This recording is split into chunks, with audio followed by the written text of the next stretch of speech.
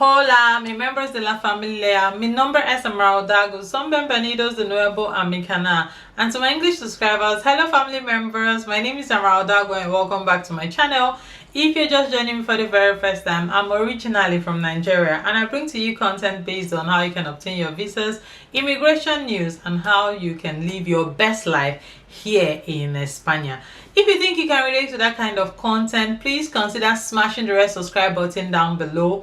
Turn on your bell notifications to get notified whenever I post. Like this video if you like this kind of content. Also, keep the comments going down in the comment section because I love to hear from you and this also helps my channel grow. Do well to share this content to other people whom you think may need problem-solving videos like this. Disclaimer, I am not an immigration lawyer, neither am I a recruiter. Information gotten here is based from my personal research, guys. So you can also do your own research and double check on what I am saying if it's true or false. There's no problem about that. Now we'll be getting straight into today's video.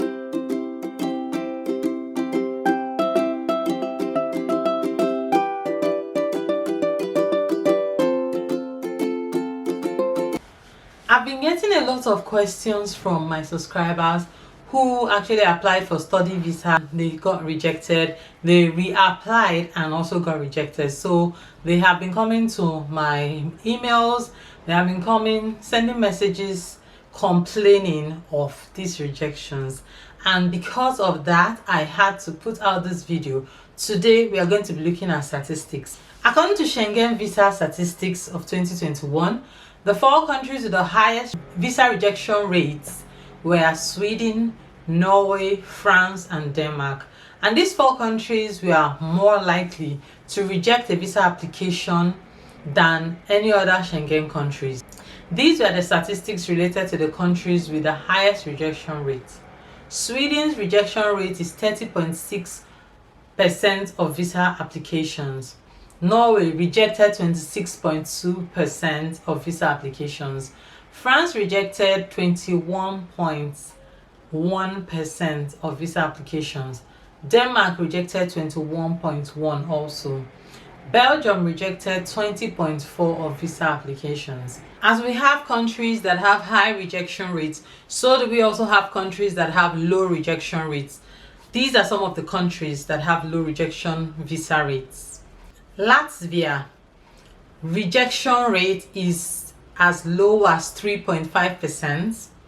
Czech Republic rejection rate is as low as 3.3%. Lithuania has a rejection rate of 2.8%.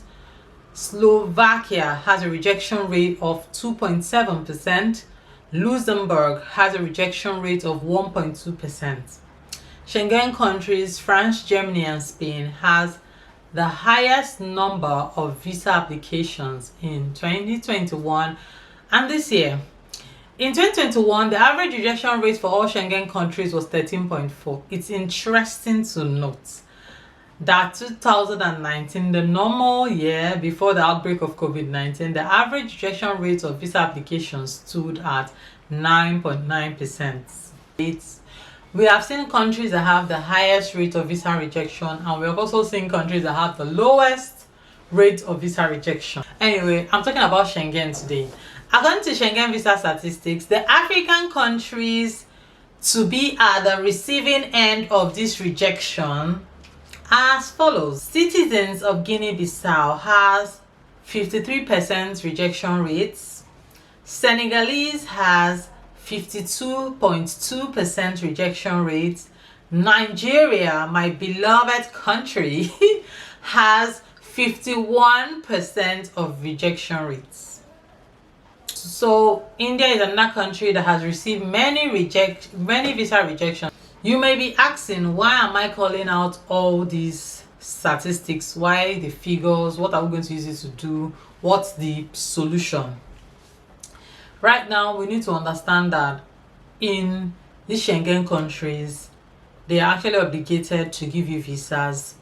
They would not just withhold their visa for no just reason. There is a reason why you are actually getting these rejection rates. And we are going to be discussing those reasons in a bit. It's not like these people are just rejecting you because they don't like your face or they don't have good diplomatic relations with your country. It's just that when you are doing your visa application, you are getting something wrong, and we're going to be looking at what you've been getting wrong right about now. I understand getting your study visa approval is super tedious. Any kind of visa at all you want to get from Schengen is usually tedious. So while applying for a Spanish study visa for the first time, you should be very, very careful, especially as a first timer. You know, it's usually harder for a first timer than somebody who is a frequent traveler. So here are some things that I put down that I think you guys should look into and find out if you actually fall into one of these categories. Number one reason why you can actually get rejected again after your first rejection is you have not adequately been able to tie yourself back to your home country.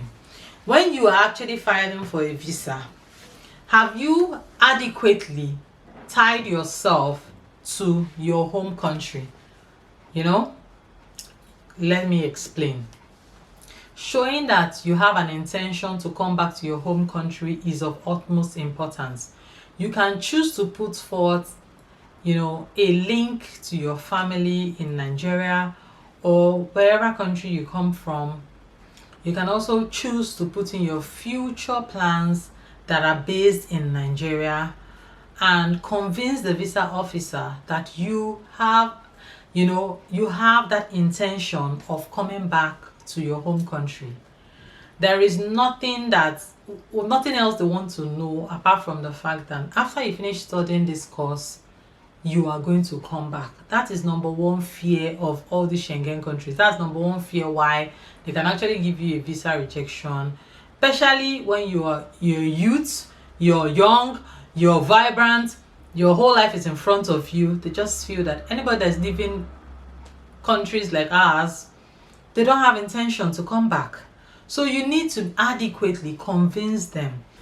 Another reason why you may not be accepted or given a visa into a Schengen country is inadequate proof of funds. A weak financial background and foreign education don't go hand in hand. If you do not have money in your account, I would advise you to use a sponsor. And guys, also I have gotten comments on my videos stating, oh, I had 10 million in my account, I had 8 million in my account, I had the required sum in my account. I don't see the reason why I won't be granted visa. Sometimes you might have all the money that you need and even more than the money that you need, and it's still not enough if you're not convincing. Sometimes you might have that money in your account and the money in your account is not, you know, some people just get an account and put in a huge sum of money and they're not able to like explain how that money came about. The account has not been active for a long time. You just used an account that has been dormant and all of a sudden you have 10 million naira in that account. It looks suspicious. That kind of transaction, that kind of proof of fund looks like it's suspicious. You know, if you don't have that money in your account or you're not able to build your account for travel purposes, because you're supposed to be able to build your account for travel purposes. If you're not able to, I will advise you to use a sponsor. Use a sponsor who has an account that is active, an account where money goes in and comes out from, where there is actually a good account balance. Somebody who can actually help you, or you build your own account and use it for travel purposes.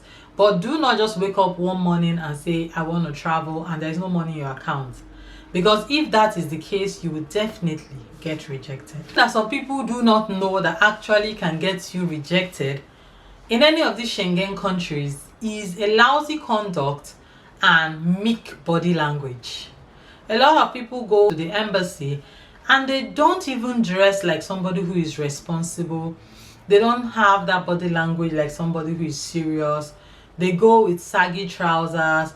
They dress with, you know, ripped jeans and they go and you expect them to take it seriously. I'm not saying that that is exactly what they pay attention to a lot of times, but I tell you, there are a lot of psychologists in the embassy who can actually read body languages and tell if you're shady or if you're not. So our advice, if you're going to the embassy, look your best. Try and look your best. Try and have a demeanor of somebody who is actually ready for serious business, because going to the embassy is actually an official place. I don't see the reason why you go to the embassy, maybe you're even standing outside the embassy and you're being lousy. Being lousy should not, because there are cameras there. These guys are watching you. They know if you're somebody who is shady and if you're somebody who is not. They are seeing you, and they put camera there for a reason. They want to see what is happening outside the embassy. So I think you guys should take this into consideration. You might get everything right, and this might be the only reason why you're actually getting rejected over and over again. Any incorrect or false information that you put into your visa application might actually get you a rejection. Yes. So if you are not married and you get a marriage certificate stating that you're married, remember that every information you put into your visa application will be investigated. If it's found out that you have been lying to the visa officers, you will be rejected. If there's any shady deal you did with your visa application, guys, you'll definitely be rejected. So that is another major reason why a lot of people get rejected. Another reason is lack of knowledge and unimpressive academic credentials.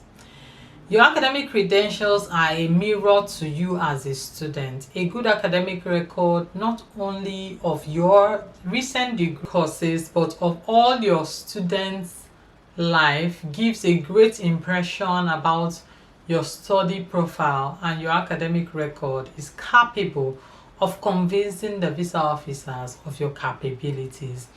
Everybody wants an A student. Everybody wants a student that has high skill. All these countries in Schengen, they're also looking for, students that are able to deliver, students that when they enter into their workforce, they're able to bring something to the table. Nobody wants a liability, in essence. So if your credentials are saying that you're an A student, of course, that is a good sign that you will be getting a visa if every other thing checks out. But if maybe your credentials are not what a pinch of salt, nothing's really happening in that area, then that can be a major reason why you may get rejected. Another reason, this goes without saying, is criminal record. No country will welcome anybody who has actually been indicted in any way or has a criminal record in his or her name. Nobody wants an ex-convict. Nobody wants somebody who would come and cause harm to their own citizens. So having a criminal record, it goes without saying, you will definitely get rejected. Another reason that you may actually get rejected is unacceptable medical problems. So Spain has a specific health criteria that you need to satisfy to be eligible for a student's visa. Make sure you have the doctor attest to your medical fitness. You will also be required to submit immunization reports and other documents pertaining to your medical records. So that one is something you need to take into consideration.